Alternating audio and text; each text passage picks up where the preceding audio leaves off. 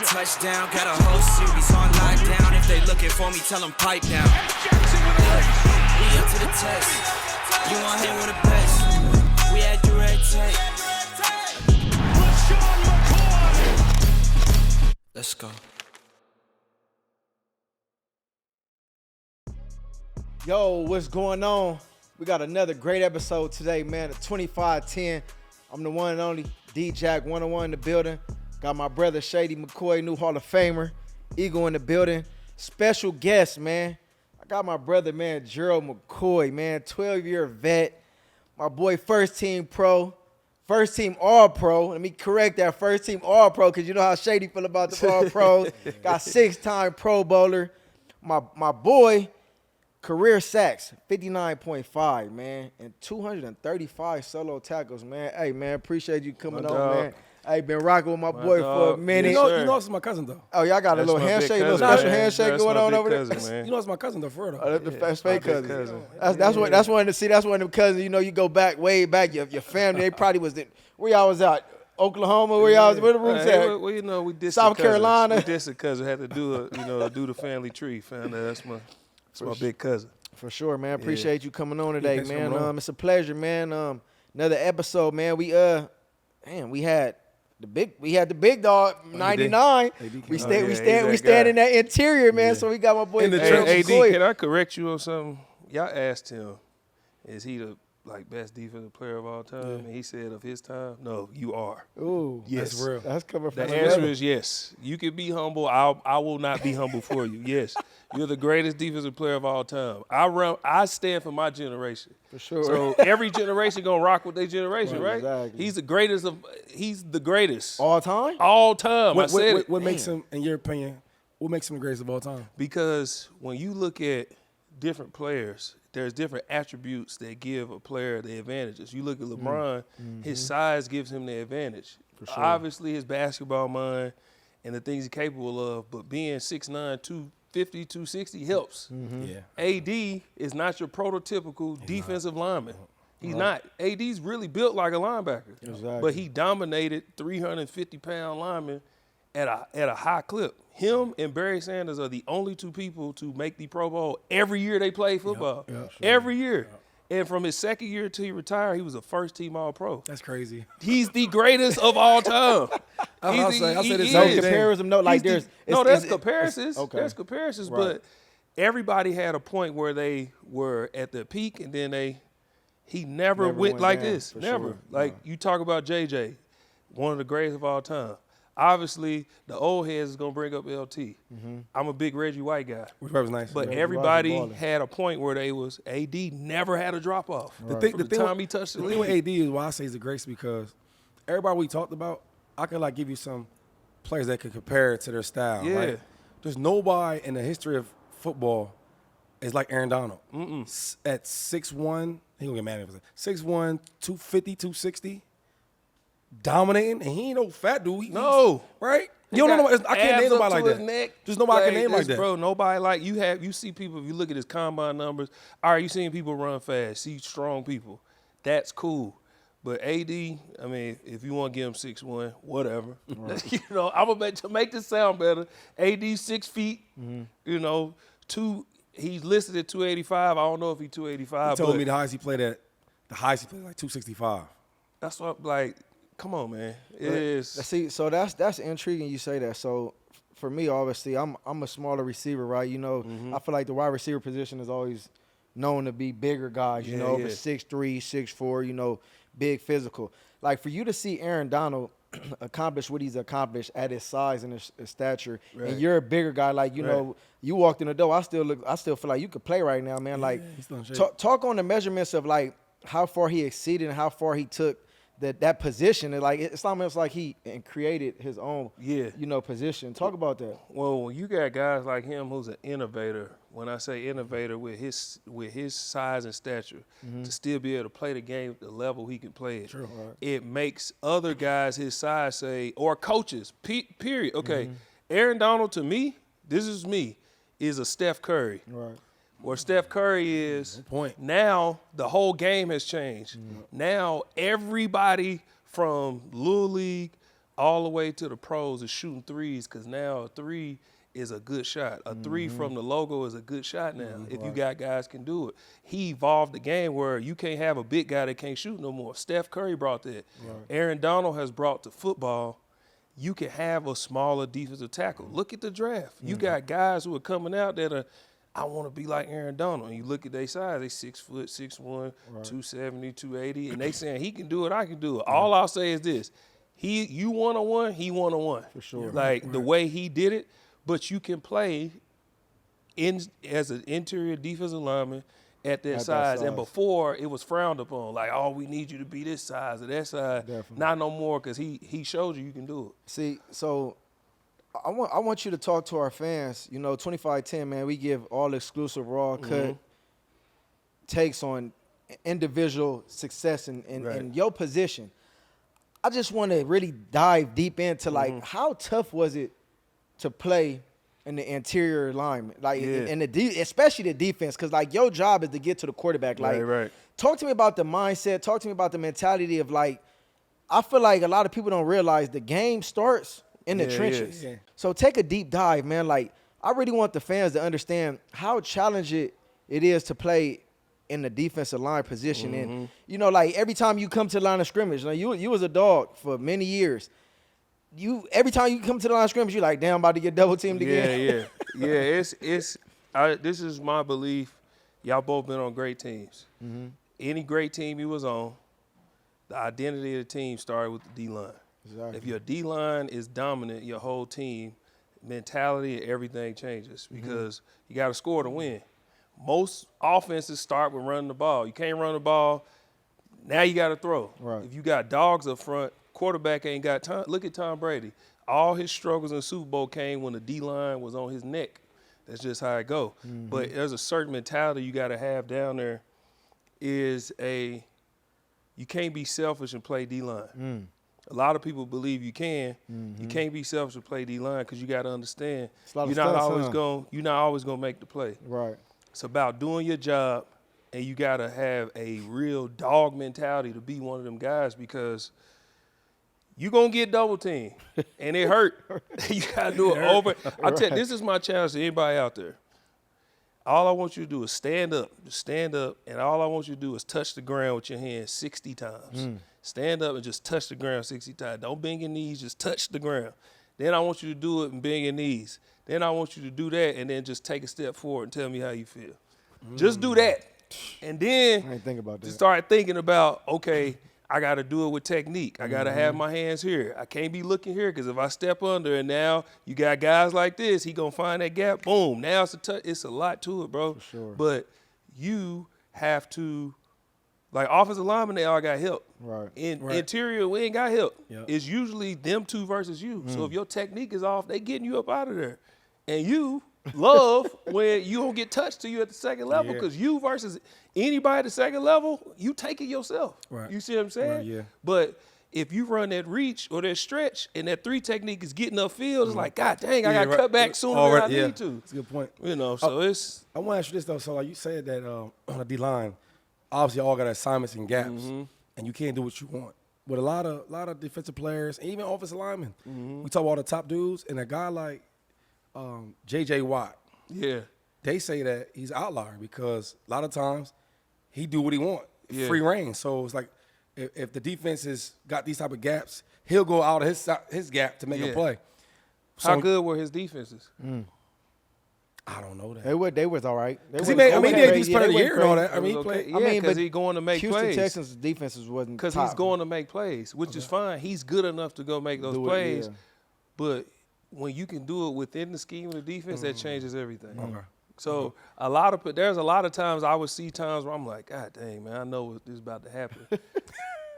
Do I want to do this? Nah, man, I can't. Because if I do that, then if it get, So, like I said, there's a lot of great players. J.J. Watt is one. He's historic.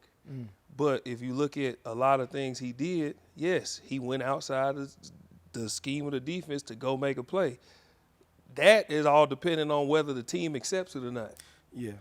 I never looked at a guy like JJ and said, man, if he Man, it's because he going out. He just freelancing. Right. Okay, if they let him do it, let him do it. If he got the ability, let him do it. Well, while I asked you, that's because I was fortunate enough to play with. Well, I was actually cool with Suh, right? And you know, he never nice to nobody, but we was always cool.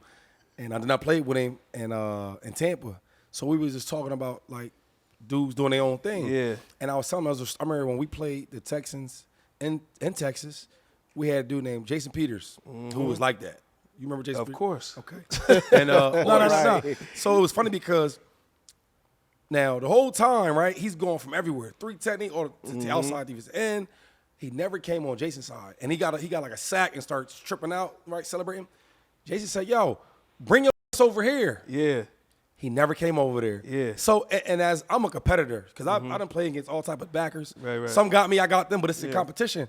And when he didn't come over there, I'm like, yo, what's up with that? Yeah. So that's why I was kind of answering you that. Well, about I'm one doing of their own those thing. people that if he's the guy, I need to go see him. Period. I need to go see what's up with him. Yeah. I gotta see what's up with you. That's just me. And if you that guy that I tell you, you like that. Like Zach Martin. Right. Zach Martin, okay. I knew every time I seen Zach Martin, the first time he kept talking Zach Martin, I said, man, let me go see what this is about.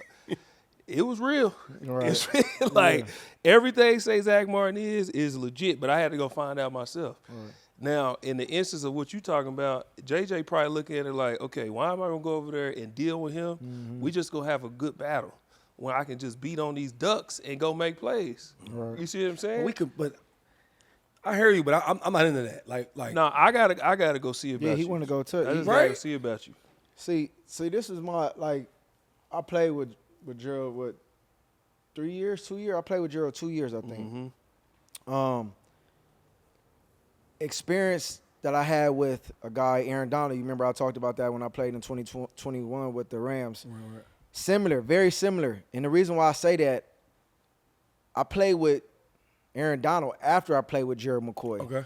In Philly, in Washington, I played with some pretty good defensive linemen, but not to the elite of when I went to Tampa and I played with a Gerald McCoy. And, for me, I couldn't understand. This dude, his work mentality, his workload, him entering the field, he's one of the first ones on the field, training the rookies, helping other guys, helping the offensive linemen. His philosophy and his mentality, for one, was the first person I respected at a high level that was an all-star type of caliber player, and I seen him work. But talk on the mentality, and I want to go back a little bit, Gerald, because obviously we know you're from Oklahoma. Right. Went to OU. I want to go back to your childhood and, where does the mentality come from? And, even his kids, Shady. I know you say y'all cousins and all that, but I don't think you really know, how he trains his kids. His sons, and the young one at that time, he was 6, 7. Yeah, we get and to he it. had him doing some crazy stuff. So I want to talk about, let's go back a little bit on talking about ready. that. Bro, I we swear, get to bro. it, I yeah. want to talk about that. Yeah, so I'm a realist. And a lot of people are not realistic with themselves, and they got to understand, man, the more real you are with yourself, the better it is in the long run. I knew I wasn't a great athlete. Right. I wasn't one of them kids that, like my son's best friend. He's bigger, stronger, faster than my son.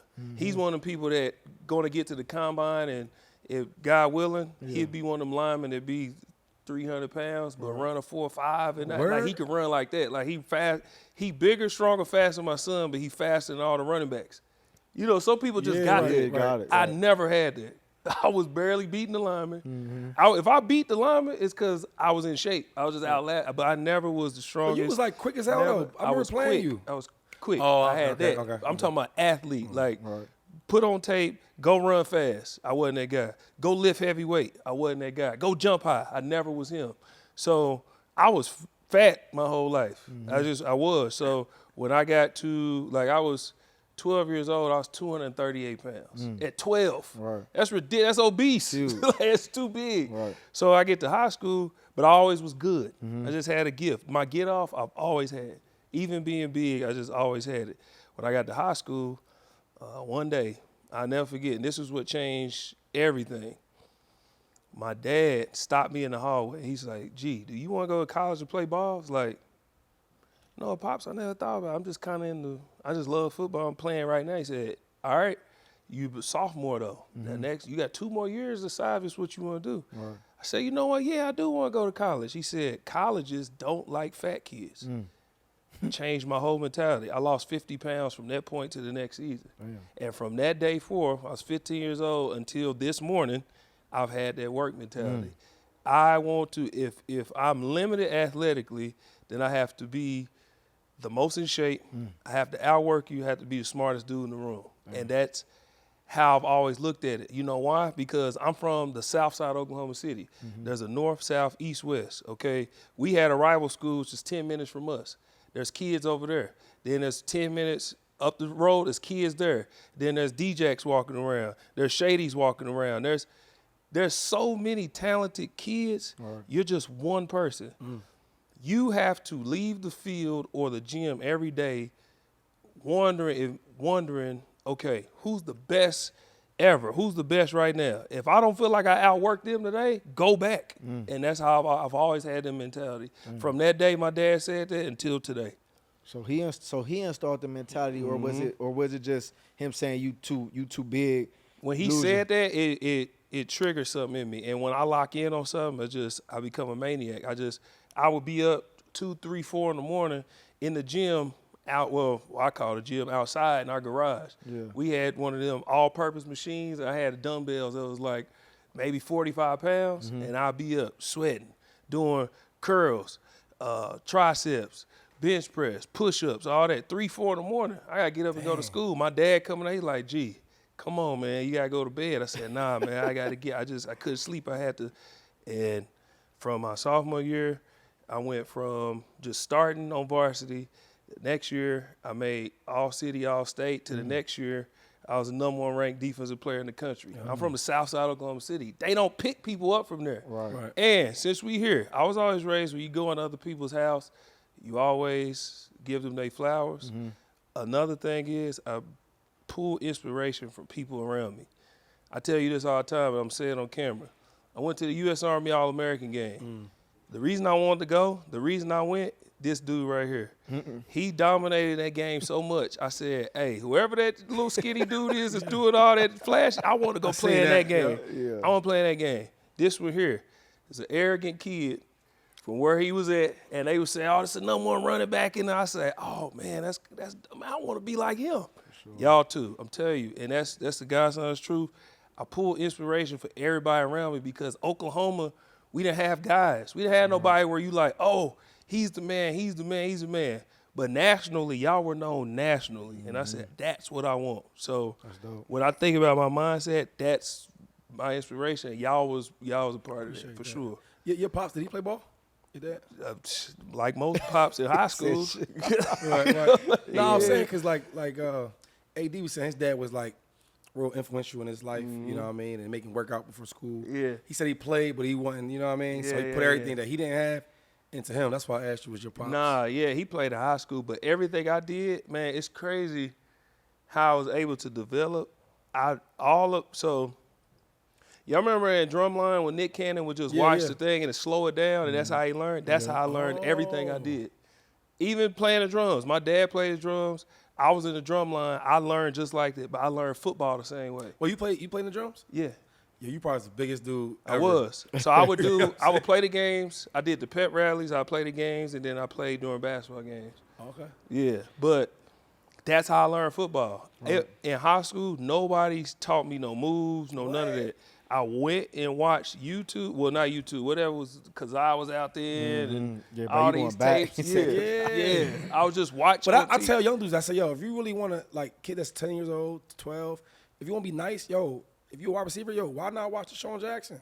Yeah. You fast, right? You quick. Watch him. Or you tall. Why not watch that's Terrell? All I just been always great with imitation. So I would see, okay, he do this. And I would just practice it on air. We got to practice. I would try it. And when I went to the OU camp, my dad found a little small article in the corner of the newspaper that OU was having a football camp. Saved up some money, went, and all that stuff I was practicing, that's how I got discovered, bro. At the OU camp, I got discovered Josh McCuistion. I'm telling you, it's different things in your life you don't forget. Josh McCuistion was a reporter at that camp, he wrote an article and said, there's a hidden gem on the south side of Oklahoma City. His name is Gerald McCoy. Right. From that point on, people started watching me, and then that's where I blew up. That's Just crazy. like that. It's my favorite time of the whole year. Football is back, and it's here to stay. This is going to be one of the best seasons yet because we've just teamed up with DraftKings Sportsbook, an official partner of the NFL. Right now, all customers who bet just $5 will instantly get $250 in bonus bets, plus 1 month of NFL Premium Plus. Use our code 2510 and download the DraftKings Sportsbook app right now. Hey, don't hesitate. Right now. Hey, guess what? That crown is yours.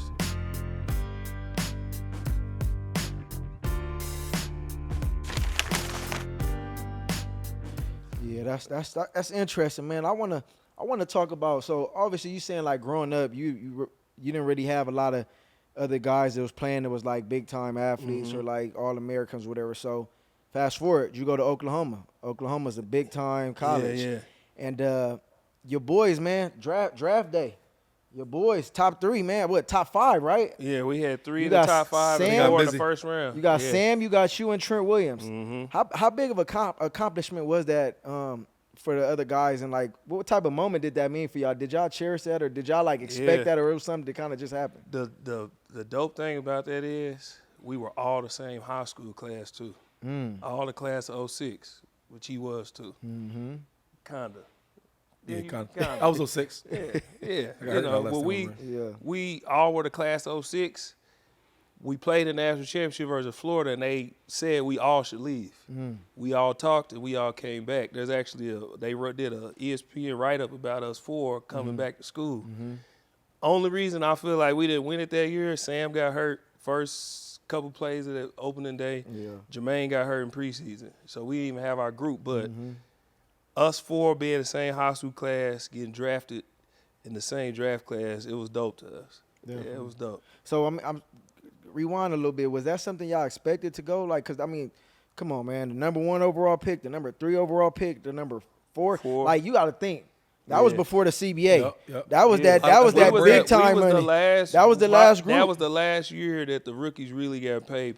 Yeah, so He's so my trying to boy, be- hey, no, my boy, he got them hefty contracts. He one of the ones that but got. he He been done made a mod- lot of money too. He being modest and safe, but his man, the reason why they messed up the pay scale, Who? Sam Bradford. Yeah. They gave him all that money. He was weak. He won rookie of the year. Yo, He went and he went Yo. to and he He went to won the Rookie of the Rams Year. though, You know man. what I He's mean? St. Louis. He won rookie of the year and he went to the playoffs. he was good. Hold on. We know like Sam Bradford was good. Hold on. Sam got hurt, man. Hold on, Gerald. Let me. So, Gerald, let me wait, real touch on quick. this real quick. Hold on. Okay, go That ahead. is not why they changed Hold on. it, bro. Let me That touch on is. this. No, Let it's me- not. You give it- let me do touch the on this. 60 million? The I year got you. before Matt Stafford got paid, everybody was getting No, paid. he was good. No, They was mad at everybody. Hold on. No, let me. no. Can I touch He on know this? what I'm saying. Can I touch on this And he real on quick? TV, he know. Let me touch on this. Is it safe to say it's kind of almost unfair, man? Because all of them went to trash teams. If we're gonna be real, back then, you know, when you're a top 5 pick, you going to a team that's 0-15, 0-16. Okay. I mean, That Tampa team Bay good wasn't no team. good Wait, team. hold on. Washington wasn't no good Okay, team. hold on. He went to a weak team, right? Yeah. Was he good? I played against the dude. I know how good he was. But you just saying Sam wasn't good at all, though? Let's answer your question. You said so. I just want to make sure. Yeah. you're correct. Weak team, right? Right? Did he stand out? Yes. Okay. Trent Sam Williams. won rookie of the year. Washington was a bad team, right? It was bad. Did he stand out? Yes. Right away, Sam- did he, though? Right away? Yes. He standing out Yes. right away? Sam Bradford. The only person. He No, went to a weak listen. team. Did he stand out? Why come he didn't? He said he ran Rookie of the Year. What's that mean? Rookie of the year. That's a good award, but like Yeah, but all you gotta you do is forget- you the forgetting- bar is so small for rookie of the year. But you forgetting his year in Philly, he set an efficiency record, an NFL efficiency record too. The Philly year was the worst. How was that the worst? So you don't know what's going on?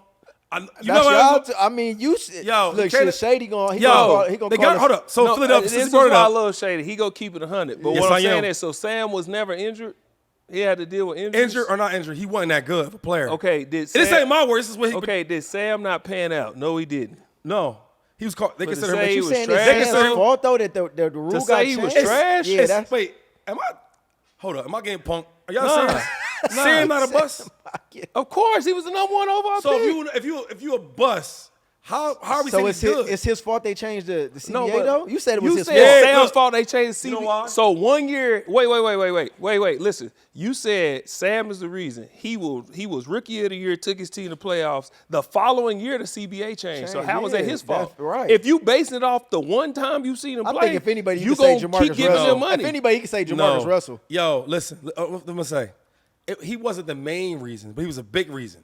Jamarcus Russell and dudes like Sam Bradford said, you know what? We can't keep paying these dudes $50, $60 million, But they and they're did not it that the good. next year. It wasn't was the next 2 year, or 3 yeah. years down the line. It was the man, next year. However you want to cut it, when we talk about Sam Bradford, and I'm trying to be respectful because you my boy. No, I know, and it's that's your cool. boy, right? So I'm just trying to be respectful. But we can all say safely and calmly, Sam he- didn't pan out. You can say it how you say it. That's how I'm gonna say it. Bet. There we finna- go. All right, and I like but that. we can agree that So, they meet in in his the middle. words, because this 25-10 show, I'm going to translate what he's trying to say. He's saying he didn't pan out. In our words, he was trash. And that's cool, though. Because everybody don't be good. You know what I mean? I have some trash homeboys. Hey, It's but- some That didn't it's some pan out? No, Daniel Jones is trash. Yeah, that Sam is worse trash. than Daniel Yeah, Jones? yeah. He probably a little better. No, that's trash. Sam wasn't trash. He probably wasn't as good I as don't he think should have been. Sam was trash though. I But- wouldn't say Okay, he's trash. He There's- He wasn't good. we know what he wasn't trash look like. We can say this. He wasn't trash, but he wasn't good. He was all right. cool? He was He was all right. solid. He was, yeah, Sam was solid. solid. All He right. was not solid. He was viable. He was not valuable. It was. Hey, let's talk about this though. So in what was that 2014, 2015? Sam Bradford went to Philly, Yeah. right?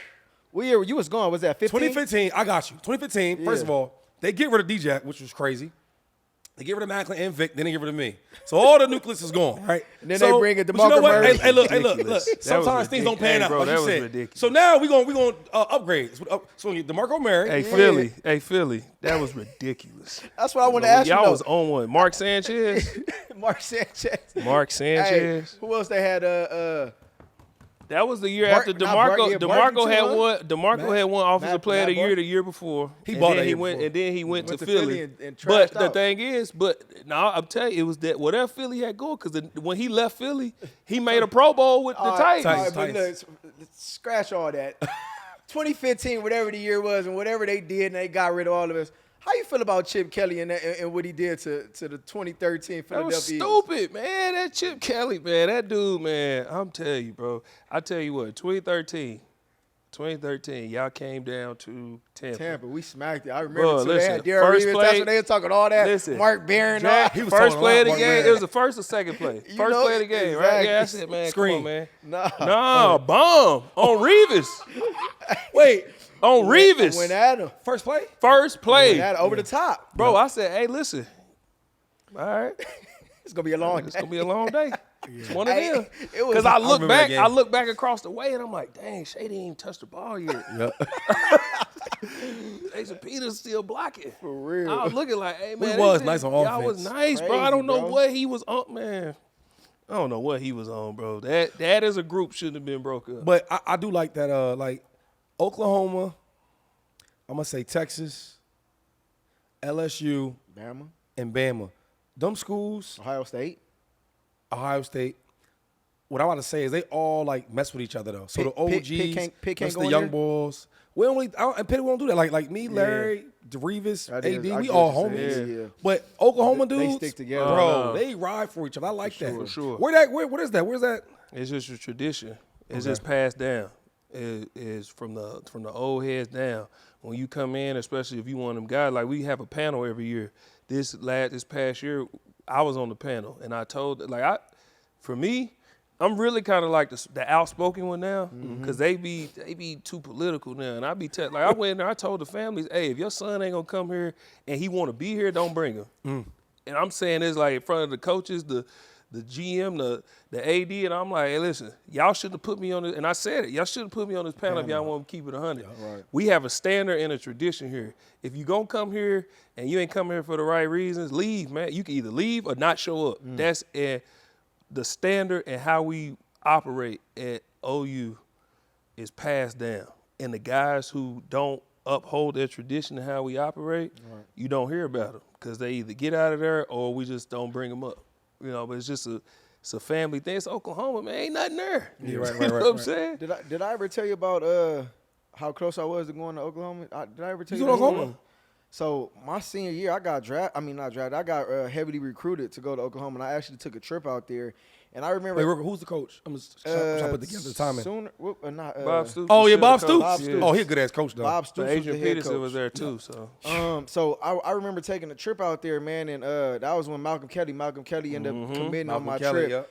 It was a linebacker that came from Lakewood, Malcolm Brown. This sound familiar? It was somebody. It was y'all had a California linebacker. I don't know if you probably wasn't there yet, but it was a linebacker that actually committed from Lakewood High School as well too. And I remember I went out there. Bro, we had to travel like an hour to go to a club, bro. They took us out that one night, bro. Yeah, we had to travel like it a ain't whole nothing. hour. Wait. Bro, it's country. Wait. I'm a LA dude. Bro, it ain't nothing. Hey, bro. Hours to go to the club? Bro, me, Malcolm Kelly. He ain't going. You probably had to go to Edmond. Yeah, we went somewhere. I don't know where the hell Yeah. we went, but I tell you, we got in the. You know what? Mark Clayton. Yeah. That was a wide receiver that Yeah, went there, yeah, right? yeah. Mark Yeah, Clayton yeah, took us yeah. out there, little short dude. And I'm like, he was balling too. I'm like, Mark Clayton, he was like 5'9", like 180. I'm like, man, this dude going crazy. I'm He like, went I first know round too, yeah. yeah, first round to the Baltimore Ravens. So I remember they got in the car. We got in the car, and then we took way out to like an hour away. I'm like, they good. I don't see myself being able to be And here, man. that was the year. That was so if They you bought went that on a year. recruitment That was visit, that was 07. Adrian Peters. Let's Yeah. see. So if that was you coming out of high school, Yeah. yeah. So that was Adrian Peters' First freshman year. That was his freshman was year. 5, when right? he went to 05, I mean, yeah, 05. Yeah, he went to he rushed for 19. went crazy. He was crazy. He went That's- crazy. That's the Yeah. year we went to. They went to National Championship. We got beat to sleep by USC, Exactly. but USC, that was but the year. they was still fired. They So was that'll make balling. you want to bring. Bro, that'll make you want to go. I low key was considering it, but then Yeah. when I went on the trip, I was like, That's bro. Oklahoma ain't Y'all nothing wanna to hear something? Oklahoma. Y'all know who else was like that? Who? Cam Newton. Cam came. Out of high school. No, when he left Oh, Florida, he went and there, went to yeah. Blend. He said he he came came. to OU. Nothing. You know Yeah. who else we had that left? That said, "Nah, I'm just go to Alabama." Julio. Julio Jones. Julio wasn't. Bro, What? Bro, I they was helped good host back Julio. then, though. I Bro, they helped- was really good back then. Oklahoma I was helped good, host bro. Julio. I thought we had him, and then he left. I was like, "Bro, ain't nothing Ain't here." nothing there, bro. Ain't nothing there. Nothing, No, bro. So what we about had like the guys, campus bro. and all that? Parties, like, Man, ain't nothing there like Ain't that, nothing there, bro. bro. We had to leave. I'm telling But you. yo, what it for was. them- I'm from my doorstep is literally on the GPS 18 minutes from home? there. From where my house was or campus to where I grew up. 18 minutes away. 18 minutes, bro. It ain't, man. but y'all do get a lot of players, though.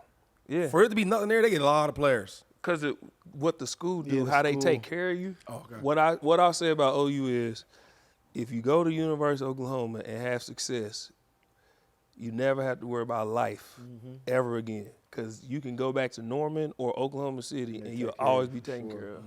Always. Like most of my ex-teammates or people that went to OU, unless you like made it out, they all live in Oklahoma. All of them. Damn. Interesting. Yeah. So let's talk about football, man. You had a awesome 12-year career, man. Yes, he did. And you still in hell of a shape. Let's talk about the end of your career in Tampa, man. I Yeah. want to go back because we actually left the same year. Yep. 2018 was our last 2018. year. 2018 was our last year 2018, there. yep. And I remember during that period of time, y'all, 25-10, community. Your boy was hurting. I was in Tampa. I signed this big contract, 3 years, $33 million. I was getting the most I made in my career at 2 years old, 11 and a half a year. I'm going there, Jameis Winston, the quarterback. I got Mike Evans. We got Chris Godwin, who was a rookie. I'm like, I'm happy. We no had- state taxes. Man, we yeah, in right. Florida. Bro. It's hot. You know, I'm like, shoot, I just left Washington. I'm coming off my high horse. You know what I'm saying? I had like 1,100. So I'm thinking I'm going to Tampa on high horse. I get there. When I tell y'all, me and Jameis Winston could not catch a cold. You know how easy sometimes some of y'all got damn. good immune systems. Hey, it's easy sometimes to catch a cold. Me and Jameis Winston Couldn't could get on the not same connect, page, bro. man. I would be wide open. They couldn't get on the same page. G used to see how frustrated I was in Couldn't them get 2 on the years, same man. page, yeah. G, you used to see. Wide open. I used to be like, bro, I used to be He on the was wide sideline open. like, God dang, man, nobody's around him. Just put the ball on it, bro. When I talk about easy, and I remember one time Jack, he threw the ball up to Jack, and it was regular stuff. He was overthrew him. And that's the first time. I didn't see a lot of people run fast. I didn't see he Jack different. run fast a lot. Yeah, he different. Yeah. That's the first time I realized how fast he was because the ball was overthrown, and he was running, he was tracking it. And he was under it, then he seen it was overthrown, and then he just like next gear. And he went and got it, and he jogged back, but he was frustrated. I'm like, God damn, man, why you so mad? I said, bro, first off, how you do that? Right, like good catch. Like, Right? that was cool, but Yeah, like, right. how did you do? Like, how did you see it overthrown and go get it? Like, man, here, man. It's like, That's him, I was though. like, yeah, I was like, man, just put it, man. I gotta. That's why he said, Jesus was what I gotta do, man. He's overthrowing me all. And you got him like, at 32, right? Now imagine getting him at 22. Yeah, I 22 was years there. old. Yeah. Yo, DeSean was the first player, right? You know, I think highly of myself. DJ was the first player I've ever seen that was effortless. So let's say, I ain't never seen him get overthrown. He gonna catch that ball, but throw the ball to him, right? And he got to beat this guy at 85%. Yeah. He's gonna go 87%. You know what I mean? Where you start like I watched like Tyreek Hill. He always looks fast because he beat you every time, right? Yeah. DJ was always just, yo, if I gotta beat you at 80, I'm gonna beat you at 82. You know what I I'm mean? trying to tell you, bro. I watched dude in high school, watching him with that All-American. I said, man, I never seen nobody like this in my life. I want to go play in that game. Yeah. Because and then it just carried over in the cow, and I'm like, man, Jack is a different breed of speed, and you don't understand it until you see it in person. Now, you said something about Winston, right? I wanted this because he's a lot of times like misunderstood. Right. And I talked to some teammates. So I went to Tampa 2020, right? Championship year. Sorry, guys. And That's A year- crazy. 2 years after we leave, right? but look, so a group of guys like him. Like, yo, he cool, he does it in the third. Like, they say stuff like, yo, once he gets that pick out of system, he going to ball out that game. And that sounded weird, right? Then the other side of the dudes I talked to, man, he kind of corny. He this, he that. So I'm like, damn, imagine the quarterback of the team. Yeah. Half this side like him, the other half really don't rock with him. How was it like playing with him? That was a big part of our issue in Tampa. Oh, okay. When Fitz came in, the reason, if you seen, remember Fitzpatrick, 2018, how we quarterback started, talking Larry, Ryan Fitzpatrick. When Fitz came in, the reason we started that way is because that was the year Jameis got suspended. So Fitz had to start. He got suspended? Yeah, he got suspended. For what? Remember that stuff he had the issue with, like, the offseason? Oh, in the With Uber joint. Yeah. Oh, yep, I got So he okay. got Yep. suspended. So Fitz started the year. The reason we started like that is because the way Fitz commanded the huddle and how he captivated in the locker room, it was easy to gravitate to him. Jameis could be misunderstood because Jameis is a natural born leader, but he only do it how he knows. And sometimes they can come off as like, one, it can be corny. Selfish. It could be selfish. He can like talk to you in a way you shouldn't be talking to people because it's like we all grown out here, man. This and he this. got some of that Fitz, in him. yeah, he just do. But Fitz was more like Fitz was just like you can't get mad at Fitz. You know what I'm saying? Fitz is like a substitute teacher. You love to see him coming. He cool. Like Fitz that's what he was. So it was easier. And when he was wide open, Fitz put it right on him. Right, That's right. why open and play versus Philly. Right. Yeah, right. Yeah, I remember that. Yeah. And that's really what happened. It was split on Jameis. And then when you have a guy that's that talented that you know can light the league up, but is just not taking care of the ball, it gets frustrating. And that's You know what what's it was. crazy? Because I gotta do this, man. Because he was a part of that moment, man. We was in Carolina. I don't know where. Matter of fact, take that back. Where? I don't remember where we was at, but it was a pregame speech. New Orleans. Saints. New Orleans. Yeah. We getting them done. We eating them done. Oh, you Me was and there? Jack- You was there for that? Yeah, Jack I was was, sitting I'm the meme. Just looking at it, I'm like, Me and Jack, I looked, I said, man, what the? I was like, dog, what is you doing? And I remember Cam Bray said, Tight to me, end. yeah, he said, come on, Gerald, that's our quarterback. I said, man, shut up. I don't care about that. What you talking about? Why is he doing that? Which is the crazy part is, Quan was supposed to give the speech. Jameis pushed him out the way. I got it, Quan. Hold on. Then he did that. I was like, what was going through your mind? I was like, bro, what is he on? What was going through your Bro, mind? the thing is this is where we at. I'm glad not playing no more because we can just tell how it is. We can just talk. We got in the locker room. It got worse. It did. Oh, It got worse. Yeah, it did. Right before we ran on the field, he was like, hey, this is one of them games. Sometimes you guys just pull it out and show them whose is bigger. Right before we ran on the field. I'm not lying. Am I lying? Am I lying? No, you ain't So that lying. whole day, people, all y'all know is to eat the W. Y'all don't know that whole some day, other bro. shit going We had no shot to win that day. We wasn't winning. Hey, Jay, hold on, no. The thing is, Jameis is genuine as heck. So we was looking like, Jameis, what is you on? He really say that, though. But he really was. G. Really was trying to be motivational, and we was like, that was the same. I think that might have been the same day he did like that little rap before they ran on the field. Like he did the repeat after me. Exactly. He was just on one that day. He was tripping, bro. Jameis was on one. I seen it. But So that was the same game, bro. He did a rap. They was the repeating rap was after when they him. was going out to like the pregame Yeah. shit, bro. And I remember he was like, that. repeat after me. But he comes up with these things because he really is a natural born. Like Jameis, I love Jameis so much, bro. In COVID year, Jameis gave. Jameis was the This is crazy though, Bro, No, nah, you seriously. don't understand, bro. We had a personal graduation for my son because they wasn't having them in COVID year.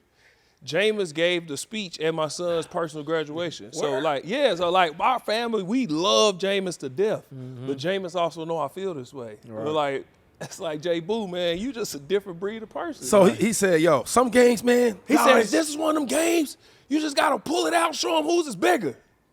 And we was like, hey, man, let's go on the field, man. Come on, man. All right, like bro. it's enough is enough. Enough is enough, bro. Yeah, like you doing too much Because as it is. Quan usually gave our speech. Jameis would say his thing like in the team meeting or whatever, but Quan was the hype man before we go in the locker room. He moved him out the way. Nah.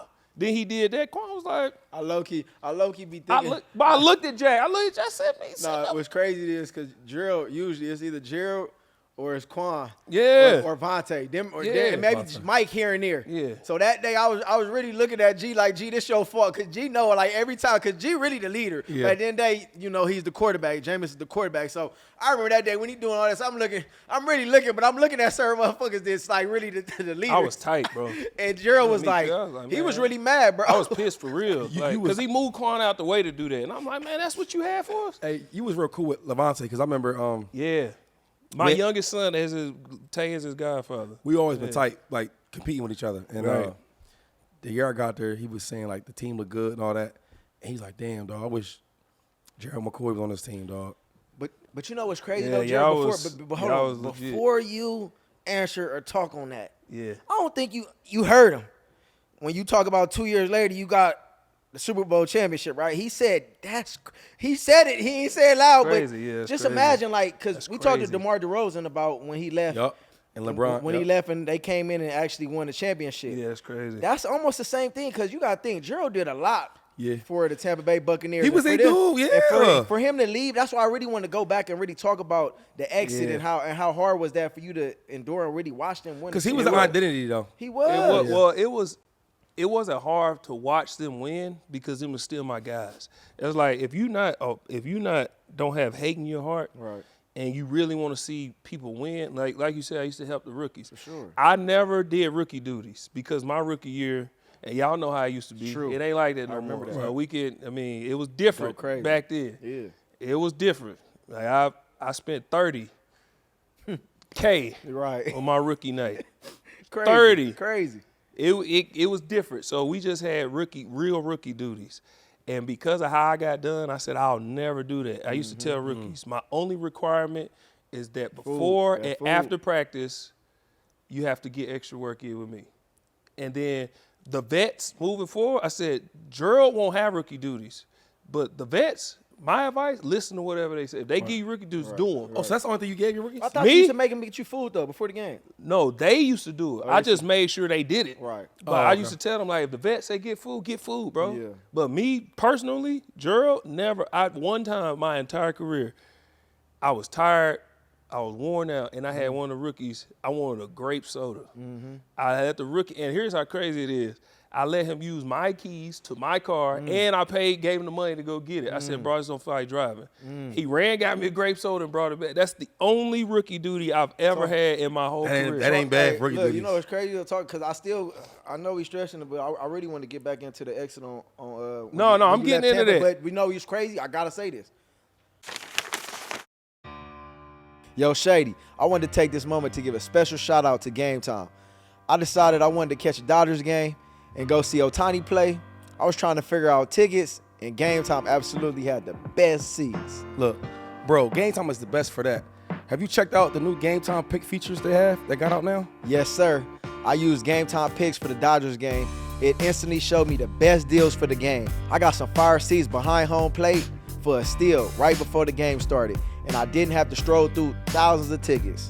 Game Time is the best bet when you want to find a good seat for a good game at the best price. With all-in pricing, you can see the total upfront cost for your seats with no surprise fees at checkout, and Game Time offers the lowest price guarantee, or they will credit you 110% of the difference of your ticket purchase. For all 25-10 show fans out there, take the guesswork out of buying tickets for the NFL season with Game Time. Download the Game Time app, create an account, and use code JACKPOT for $20 off your first purchase. Terms apply. Again, create an account and use the redeem code JACPOT for $20 off. Download Game Time app. What time is it? Game time. I was hurt, and I think this was my last year. I went to a game. We actually played in Miami, and I think it was my birthday. And Gerald was gone. I didn't have to travel with the team, and I'm like, Gerald, let me use your whip, because I don't know, something happened with my whip, or I think I was back in town. Something went wrong. Something happened. And I called bro, and he let me use the Batman. You remember the race? Yeah. He let me, and I'm birthday. I'm about to hop on the PJ. Yeah. I'm sitting on his car taking pictures with the fam and everybody. And G let me use his whip, man. See, like, one thing about him, materialistic, he got everything, but he don't trip on that stuff, man. You remember you let me use the whip? Mm-hmm. He hit me like, man, he stand on the car. I'm like, I see Jack posted. I said, dang, bro, you having a good time, ain't you? I'm on the car. Hey, the door open. I'm taking pictures. Jack. I said, that's Probably Jack. had 13 Whatever. homies Yeah. with him. I said, that's Jack. Whatever. Yeah, nah, but that's just how I always been, bro. So in Tampa, I didn't have really a vet. Like, it's different having a guy that's older than you and a vet. Vets are gonna teach you the difference in being a professional and a pro. You're a professional when you get drafted. Right. You're a pro when you learn to take care of your body. You know how to game plan. You know when to turn it on, when not. Like, that's being a pro. Preparation type. Yes, you know how to be. I never had that. So again, everything I've been doing since I was in high school, I had to do in the league. Right. Only person that was helping me learn to be a better D lineman was Sapp. And he wasn't in the building. Right. He was gone. He was gone. Sapp, he's calling me every week. Send me your tape. Let me go over and this is how I'm getting better. That's so dope, I'm like, I know, but this is how I'm preparing. So with Tampa, like you said, people was getting drafted. Teams wasn't good. So we trying to, for 9 years, we had rosters. We didn't have good seasons. So I'm being loyal to this team. When my new contract had came up, 2 days before the deadline, I told them, hey, no hard feelings. If we don't get it done, this is 2014. If we don't get it done, it's fine. I don't feel the way. I just hit free agency. I just go somewhere else, whatever. I want to be here. You want to be there. I want to be there. I'm like, I want to win here because people think we can't do it. So I want to stay. So I did that. Always was loyal to Tampa. Rep Tampa. Here's where the disconnect happened. My last year in Tampa, 2018, it's almost like they was trying to push me out.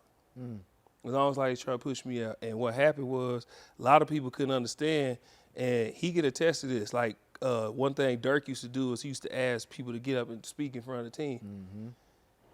And he went down the line. And all our leaders, he never asked me to get up and talk in front of the team. I had to go to him. I said, Dirk, is there a reason you haven't let me talk in front of the team? He said, well, G, everybody know you the guy. I'm trying to give everybody else opportunities. I said, Tay is the guy. Quan's the guy. JPP is the leader. You didn't let Jack talk. I said, all our guys have talked. I can see if Tay didn't talk, Quan didn't talk, Jameis didn't talk. Everybody had talked. Some people twice. I said, is there a reason you ain't I'm not going to just jump up and do it. I'll just leave. He said, well, if you want to talk for real. So I got up there and talked, and he pulled me aside and said, you want to talk and you delivered. And as the season went on, I just started noticing different things. I said, I don't know. Like, I didn't get voted captain that year. Wait, you weren't captain your last year? It was Quan and Tay, which is fine because they were the leaders. But it was like everybody, even you remember when they announced it, everybody kind of got quiet, didn't it? They announced the offensive captains and they announced the defensive captains. First time in 8 years, right? Yeah, they announced the defensive captains and everybody was kind of like, oh, yeah. And everybody looked around. Even Tay and Quan pulled me. It was like, it's crazy. You wasn't the captain? I said, I guess not. I don't know. Whatever. All right. But the reason I didn't take that personal is because if somebody needed to go talk to the team, like me and Jack, we started a lot. I don't think people understand really his impact them years he was there. We started a kind of like a initiative outside of the building where we was going and like talking to police officers and stuff and kind of getting them on board. We started a whole bunch. We started a players inside the building where Dirk would have to come to us. Me and Jack was the head of that committee of players, like what's going on with the team, y'all decide this, and me and Jack started all that. So whenever they need somebody to go talk to coach, they still came to me. Gee, we need you to go talk to Dirk. Right. But I wasn't the captain. Right. So I'm like, but I'm a captain. G really didn't want. He like, man, y'all go talk. Yeah, I'm like, y'all didn't vote for me. Y'all go do it now. Right. Oh, now y'all want me to go be. So you go back though, because you was going for 2014, and you said it was a contract issue, right? We got the deal done, right? I told him. But you say you feel like it was kind of. No, so 2014 is when I signed my second contract. Right. But all I was saying is, dang, that's tough. All I was saying is, before I told them, hey, I want to be here if y'all get it done, whatever. We got the deal done. So moving forward, 2018 comes up, and this is my last year there, and I'm starting noticing different things. Here was the last straw for me. You know how every coach, GM does an exit meeting with the media? Yeah. The next year, I had no more guaranteed on my contract. They asked Jason Light, hey, how about Jameis? Yeah, Jason Light, our GM. They asked him, how do you feel about Jameis? What's the move with Jameis, this, and this? He said, Jameis is our guy. He's our quarterback of the future. We love Jameis. Whatever. Jameis is, they asked about me. Gerald has no more guaranteed money.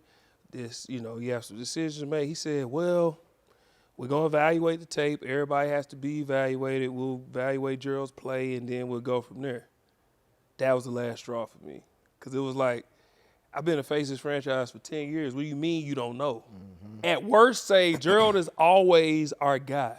And then behind the scenes tell me, hey, G, we work, and I could deal with it. But publicly, you don't take a person who's been holding this organization down. We had Mikes, we had D-Jacks, but everybody knew when you talk Tampa, Gerald. Yeah, Tampa, sure. Gerald. It didn't matter. That's how I seen it. That's how I seen it. The Pepsi representation, the Pro Bowl, any time, but Monday Night Football intro, go get Gerald because he's the guy. Yeah, that's true. That's how it was. So when it's at this point, show enough respect for that at least. Right. But I didn't get that. So at that point, I knew, okay, the relationship is just soured. It's time to move on. And that was it. Your 10th year? Huh? 12. This Oh, your you 10th talking about year? in the season? No, When that was my ninth year. Ninth. Yeah. Okay. That's crazy, though. You know why? Because when you talk about, like, especially back then, the Tampa Bay Buccaneers, he the first. No, for What sure. are we talking It's the about? only one you gonna So, think about. and I'm an offensive dude going to defense. So, like, even Alexander, he was good, right? But He was younger, though. Quan was Quan younger. was but I'm just saying, because he's talking about the captains. Yeah. So, without not even knowing the I team. think that might have been his first. Levante. Quan, even that year, that was was his Quan's first last year. year too. 2018. No, it was What, his no, last I'm saying, year. was that his first year getting get captain sticker? Yes. That was his first Yeah. year. But I'm saying stuff like that don't never happen. You know what I'm saying? Who was you That's was why. there before Vontae, That's right? why. Yeah, Tay was 2 years after. 2 years after. Yeah. Yeah, I mean Gerald. Well, that's McCoy what I'm was saying. there. It was kind of like, bro, this is Some kind of people really don't obvious. It's kind of obvious what's happening because it was like I hadn't changed nothing. I still, one thing I always did, I always got snow cones for the team.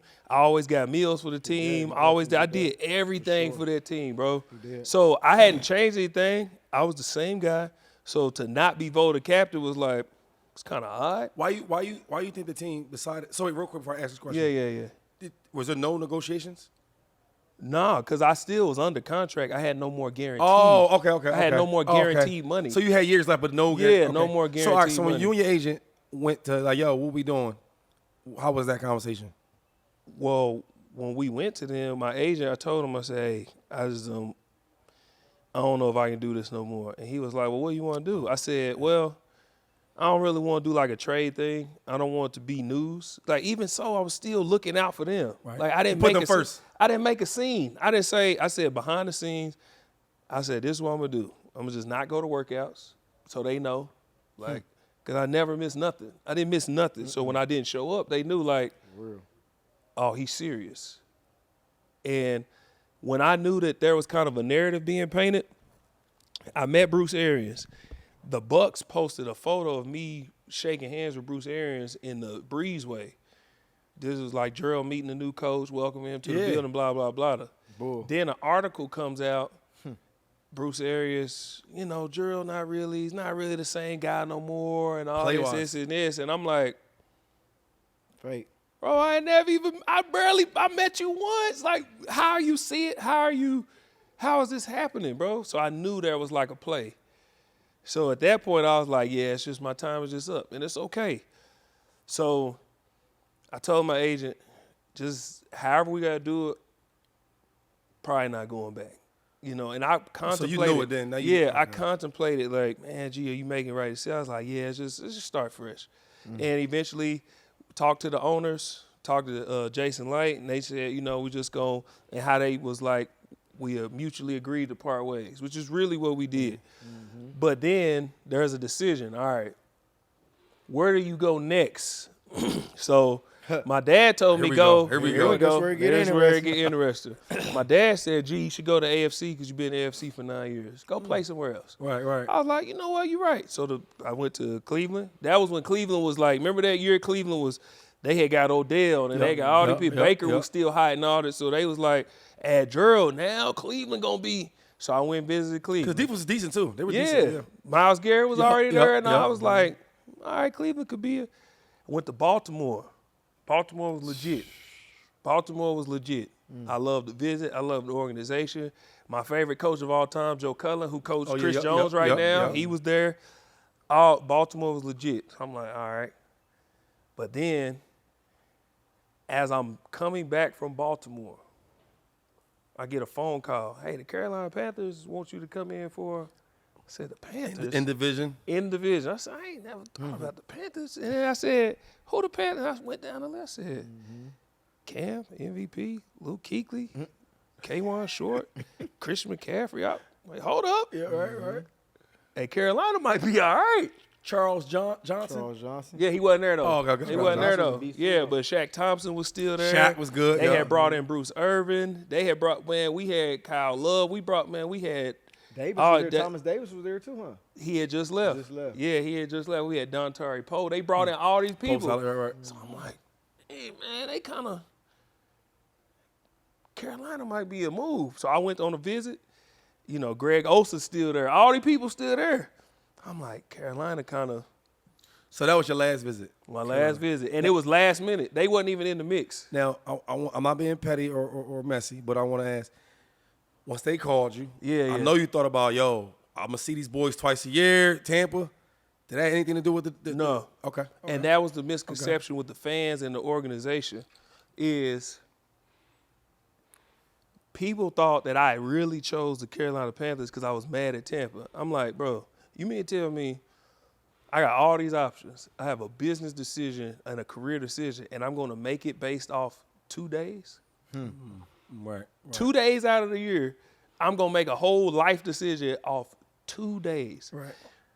I've been saying this over and over, and I'm going to say it again on here. I went to the Carolina Panthers because I thought it was the best fit, and it was closest to my house.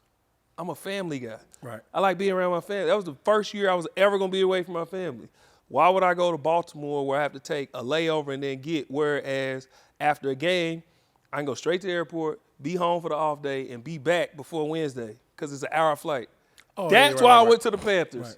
Then the final decision was Lamar was a rookie going into his second year. Cam was already an MVP. We knew what Cam was. We didn't know what Lamar was going to be. Right. I didn't know this was going to be the unanimous MVP the next year. Right. Like, I didn't know that. So it just didn't. And then Cam ended up getting hurt in preseason. It just didn't work out. Right. But it wasn't I'm going to get back at Tampa decision. That just so happened to be. And honestly, the reality is I almost didn't go for that reason. Because I was like, man, I got to play against Tampa. I don't really want this to be a thing, this, and this. But it just ended up being where I went. And when we was getting ready to play Tampa the first time, it was a lot of hoopla and all this, and I seen, well, let me rewind.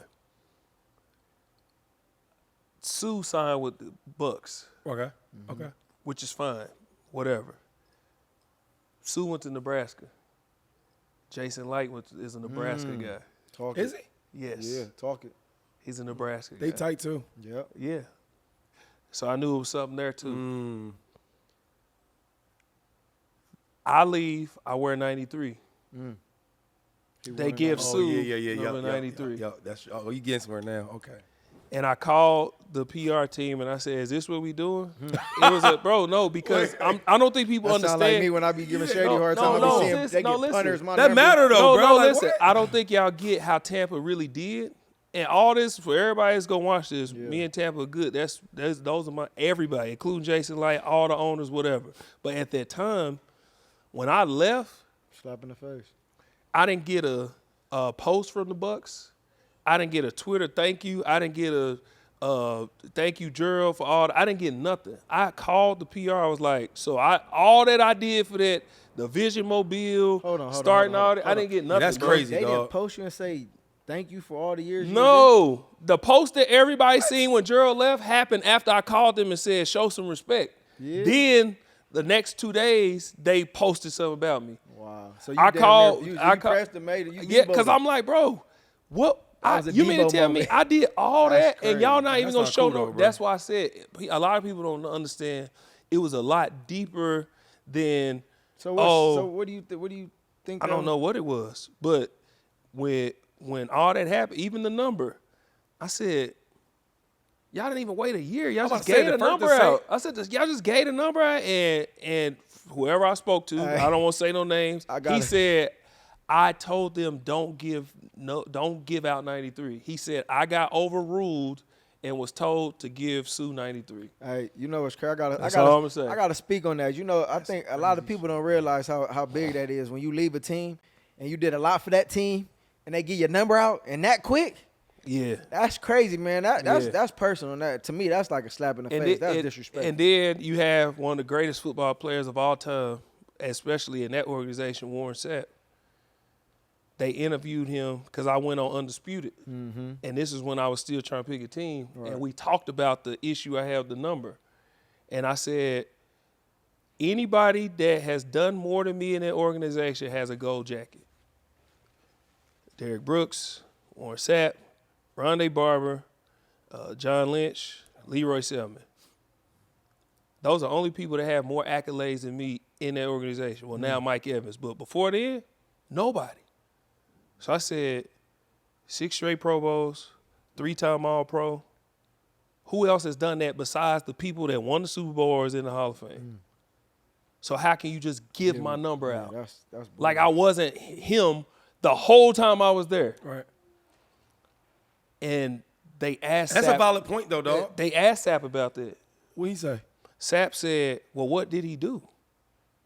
And Sapp was my big brother. Like know my kids, was at my house all the time. And he said that. When you were younger, you said he was helping you out with. Yeah, was the no, big Sapp homie. is like to this day, Sapp is like my big brother. So when he did that, I was like, you know what? And this happened when I was already. This happened when I was. The question was asked when I had already signed with Carolina, because it was the spring. It was mini camp, and everybody in locker was like, "Dang, ain't you and Sapp cool?" I was like, "Yeah." They was like, "You see what he said about you?" Nah. Then I seen it. I was like, you know what? I ain't gonna trip. I'm gonna just call him. Called him, no answer. Text him, no response. Called him again, no answer. Text him, no response. And That's in the crazy. interview, he said, what has he done? So for this long time, for however many years, there's been a feud between me and Sapp.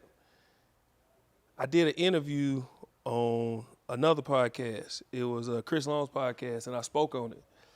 Somebody sent the interview to Sapp. He called me. He texted me. He was like, hey, man, we need to talk. I said, my phone work?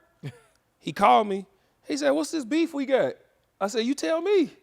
And he was like, gee, no, beef is when you scrap in the street. Me and you got beef like that? I said, no, you my brother. I said, but what you did was foul. He was like, well, what did I do? Right. And when I told him, he said, bro, I didn't know you felt the way about that. He said, why ain't you call me? I said, he didn't call you. He said, gee, I got 2 phones. He said, I got 2 different phones. He said, so you mean to tell me I've never avoided your phone calls, and all of a sudden I'm just going to not talk to you? He said, I thought we just, you was living, I was living, whatever. I told him how it made me feel. He said, G, you took what I said out of context. What I was saying is everybody whose number retired is either a Hall of Famer or won a Super Bowl. You didn't do either. They retired all of our numbers after we did that stuff. So why would they retire your number if it was there? I said, well, all of y'all have done that, but I just now finished. So we don't know what's going to happen. Right. But in my time, I don't think you should just give out my number like that number didn't hold weight in Tampa. So when he told you that, right? Because I do counseling twice a week. So, I'm good with You still people. doing counseling? Yes, sir. I got a session at 3 o'clock. Oh, okay. I want to ask you this, though, because, we ain't crazy. Right. So when his response was all that, what was going on in your mind? Because you reached out. Yeah. And the number I've been calling when we was all good, you answered that number. No, G gonna give him the benefit of the doubt. G a good dude. Yeah, man. He's a good guy. Yeah. But I hate when people play with me, though. I just kind of went with it, and I was like, you know what, whatever, man. Like, it's cool. Once he explained himself, I was like, I ain't even gonna trip because I was past it at that point. I didn't care. It's a number, whatever. At that point, I was past it. They had already won, whatever. Sue wore the number, whatever. I know who I am, and anytime you talk about 93 in Tampa, they not bringing up Sue. They're bringing up me. I was good with that. So I was past it at that point. So whatever he said, he said. Me and Sapp are good. Before we got ready to play Tampa again, me and Jason Light got on the phone. Because the first time, I was still, frustrated with everything that had been said and what was done. And I said, you know what, man? Like Jack said, I'm just a good guy. I don't really do all the back and forth, all that. So I called him, like, hey, this situation, this is how it made me feel. He said, you know what, G, I did mess that up. That wasn't right by me. I could have handled it better. Let's just squash it. Let's say. So when we got to London and played them, me and Jason Light, I shook his hand, we hugged, people took a picture, all that, and from that day forth, everything's been good with Tampa. I just want to ask one more question, though, because on this topic. Mm-hmm. 2 questions, actually. So, one, when you came back to play Tampa, did they do I never went back. We played them in Carolina, and their home game was in London. So you never – okay, so I you never got played. that. My last home game playing in Tampa was against Atlanta in 2018. I never got a chance to go back and play there. Okay, the Sue topic. Yeah. Because even though Sue was really, really good, but when he was there, he wasn't you. I played when he was good, but he wasn't him. I feel like y'all all been going at it since Nebraska. Me and Sue been tied to each other since our last year in college. That's what I'm getting at. Because y'all always was like, boom. So did that have a little sting on it too? Like the dude I've been going at it with, Pauls, for so long, he come to my team, I leave, and I get to do my jersey? Well, it painted a narrative. It just was a narrative that was painted. And Sue was just, listen, let me tell you something about Sue. Sue don't care about none of that. Sue about his money. That's why he's friends with Warren Buffett. Mm-hmm. Sue is friends with Warren Buffett. He don't care about all that media, this and all that. Man, he don't care about all that back. When me and Sue talk to this day, how's your family? Good. How's your family? Good. Your sister still doing good? Yeah, your sister good, blah, blah, blah. Hey, man. Remember when we was rookies and we said we was going to take over this league and our time in this league, people was going to remember us? We did that. That's how me and Sue talk. That's dope. The media painted it as we was beefing. I thought you had beef. I ain't gonna lie. Me and Sue have never had beef. You was around him. You know he a loner. He just kind of he do his cool own though. thing. I like Sue. He cool as heck. You got more personality than him, but Me and Sue have never had beef. It was painted that way. So when he gave my number, Sue was like, shoot, I wore 93 in college. When he got to Detroit, Kyle Vandenbosch had 93, and he wasn't giving it up. So he wore number 90. But go look at Sue moving forward. He wore 93 in Miami. He wore 93 with the Rams. And he wore 93 in Tampa. That was his number. Oh, okay. So when it became available, Jason Light, being a Nebraska guy, was like, yes, give it to him. Right. It's available. Right. That was for me saying, yeah, but everything I did, that's who you give it to? Like respect. Y'all already know, they painting us as a – so it got painted in the media. Oh, Sue was able to do what Gerald couldn't. He shows up and they win a Super Bowl. And it's like, bro, so we go to act like Tom Brady ain't show up too?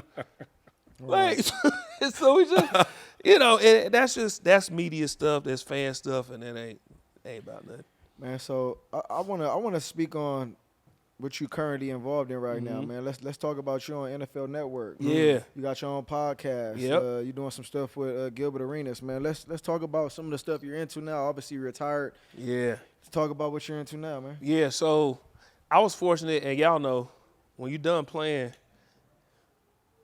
the time that consumed your life with meetings, traveling, practice, all that, that's gone.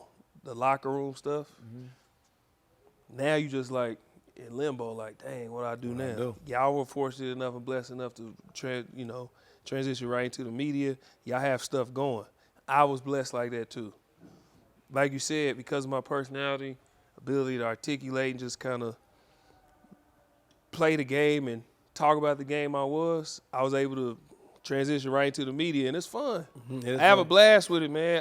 It's really doing the same thing because it's like a locker room. I'm on there with players and my colleagues. We actually have a locker room at NFL Network. It's a locker room setup, and same way. It literally looks like a locker room. That's yeah, dope. It's fun.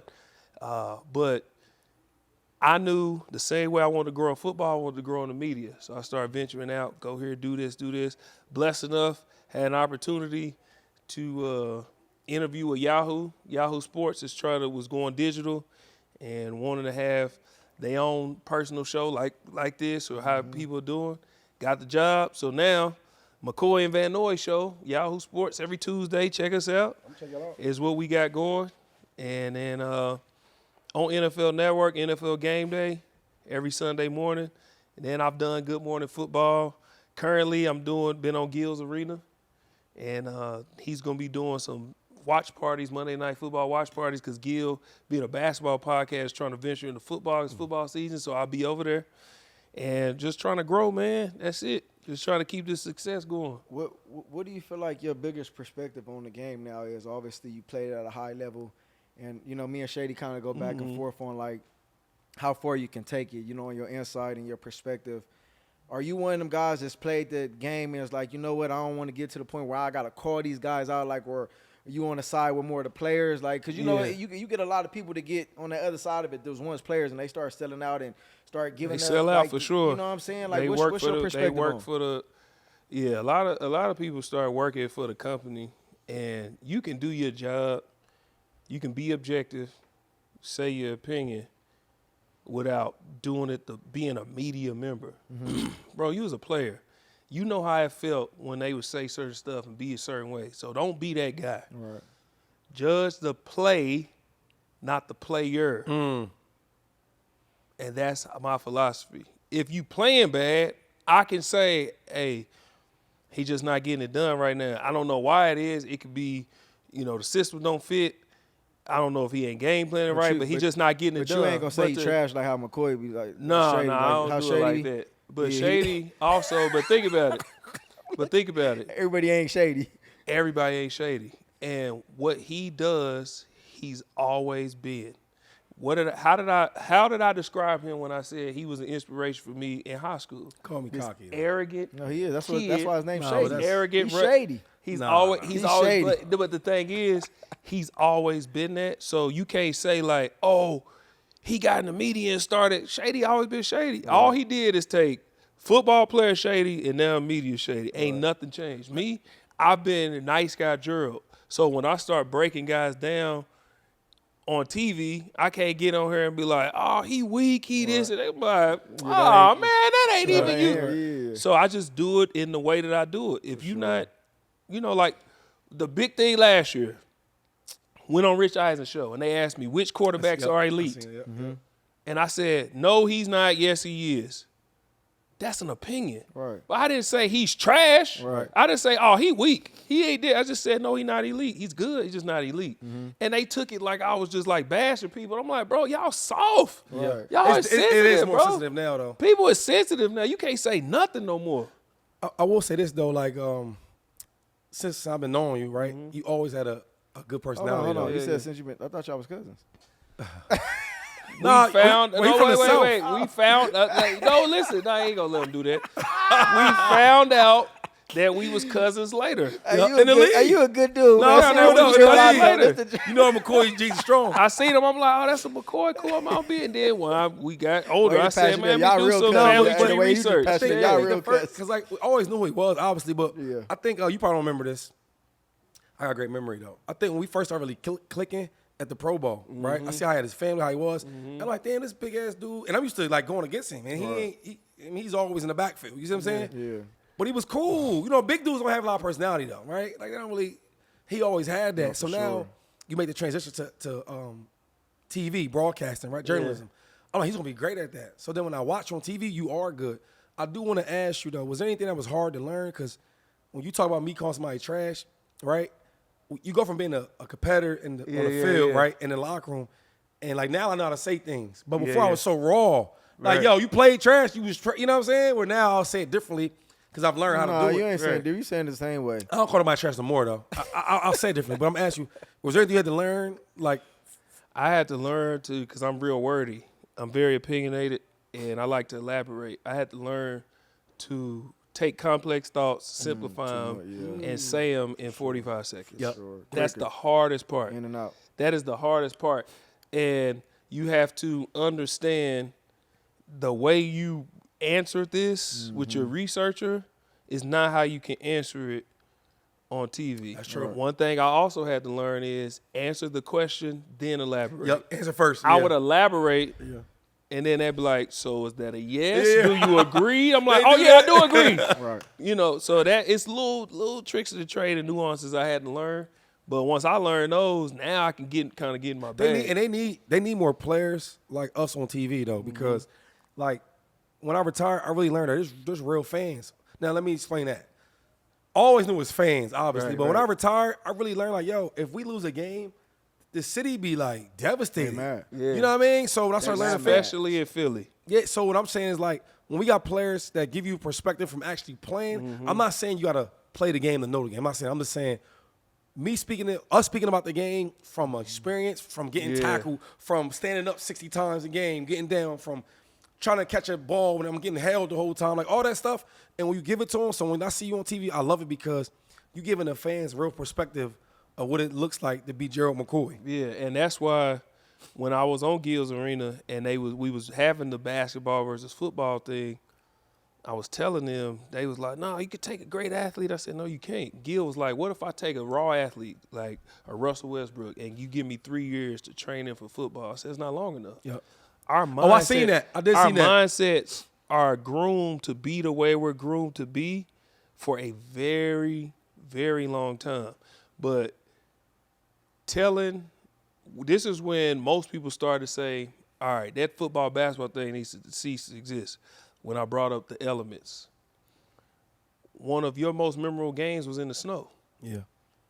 They can't do that. You had to be groomed to be that way. For sure. You had to know, man, it's just snow. Yeah, right. Right. I said, hey, do my job. I ain't gonna lie. I'm the I still same. gotta I'm the go be same person Shady. over here. That's Like what my I'm feet saying, hurt. like- I just cold. It's cold. That's what I'm Right. saying. Like, you was Them hits hurt way a little more than cold. You was mixing people up, jumping over people, and doing the same thing you did if it was a sunny day, and nothing changed. Yeah, they got the Basketball indoor, players, the indoor. if we both went to the combine, Okay. right? In the combine, we got the little shirts. That the things, times have changed. We used to have a little whatever. Run your 40, do your vert. Like Kenyon Martin said, your 40 and my 40 is the same. It's not. He said, well, why is it not? I'll tell you why. You testing your combine gear. They testing their combine gear. They can literally take what they have on and go play basketball. Right. You have to take what you have on and put carbon fiber, double shelled on top of your shoulders. You have to go put a carbon fiber shell on top of your head and impair your vision. All of that weighs something. Yep. They can take the same shoes they just tested in and go hoop in them. That's true. You have to take those shoes off, Yep. put on whatever work, yep. based on the turf, based on the grass, based on the snow, whatever. You got to wear pads, put pants, put pads in those, and your vertical 40 changes. His don't. Yep. That's a good point. That's the difference That's a in great us point. and them. You might have red protectors. You never. All that. Yeah, It's right. a lot you got to do, bro. It's a lot, man. It's a big difference. And that's the perspective that fans want to hear, which is why I feel like most of the networks need to be all players. Right. Journalists, that's cool. That's fine. But you a journalist. You ain't played the game.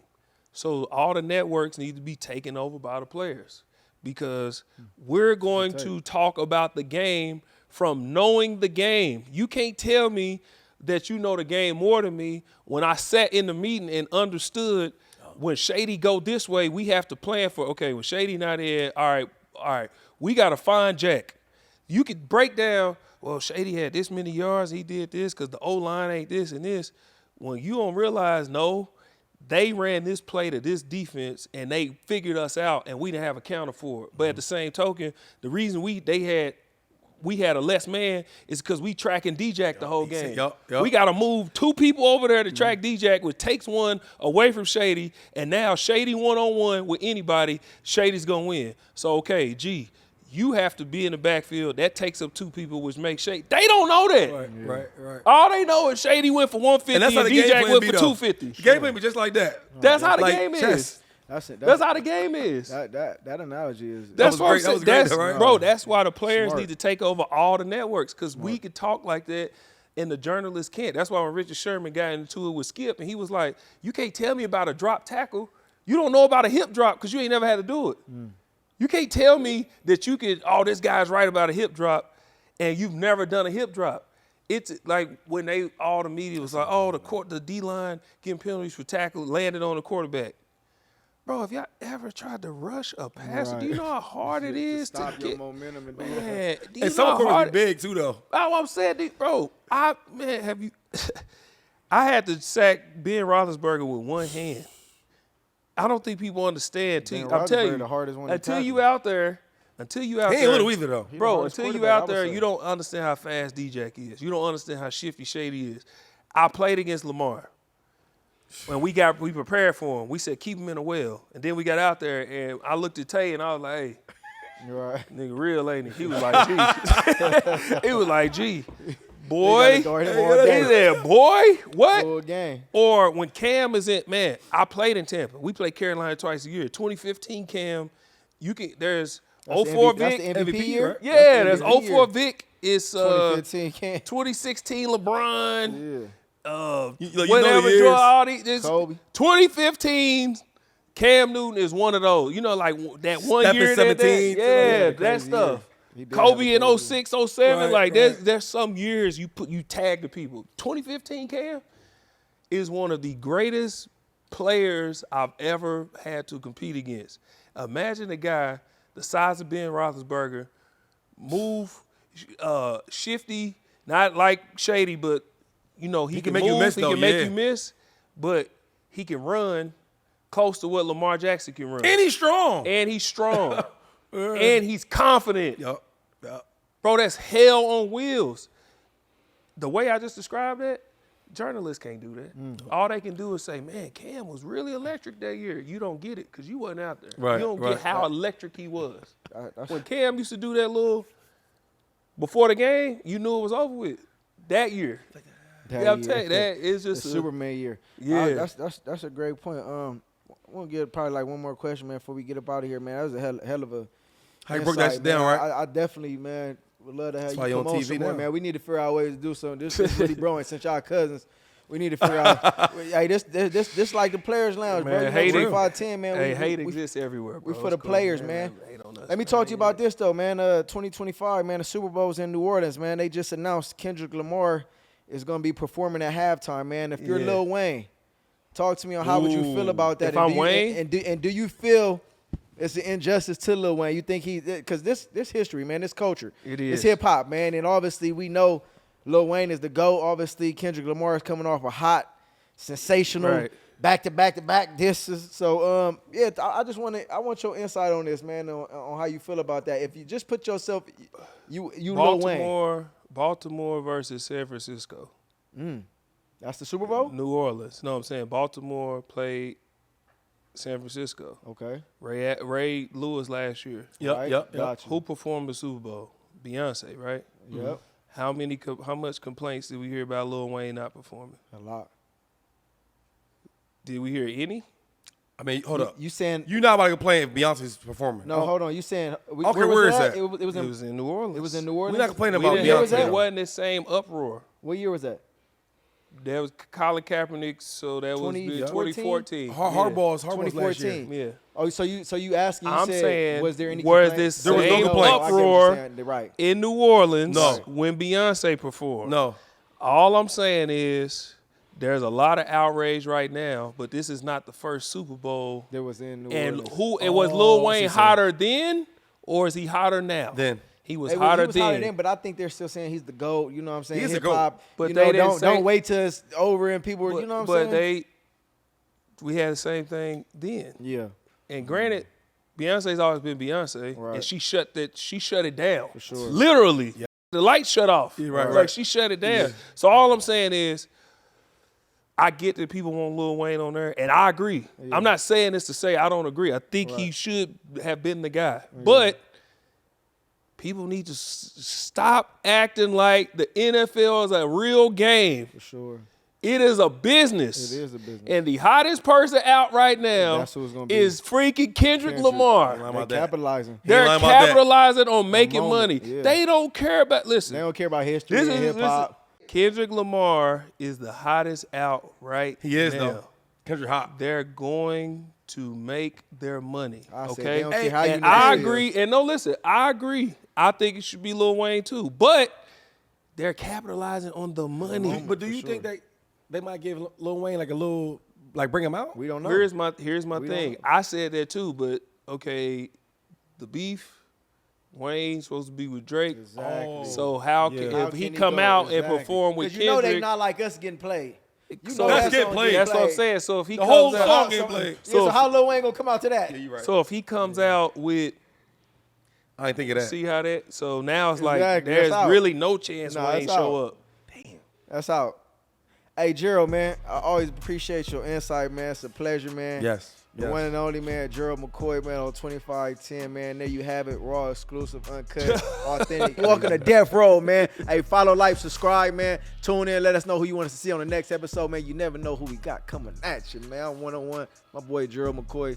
Shady McCoy, they act like they cousins. They ain't real cousins, man. Salute to y'all, man. McCoy. Yeah. The McCoy segment. That's what we're going to call it. Yeah, okay. I'm 4-0 when I touch down. Got a whole series on lockdown. If they looking for me, tell them pipe down. Look, we up to the test. You want hang with the best. We had direct take. Let's go.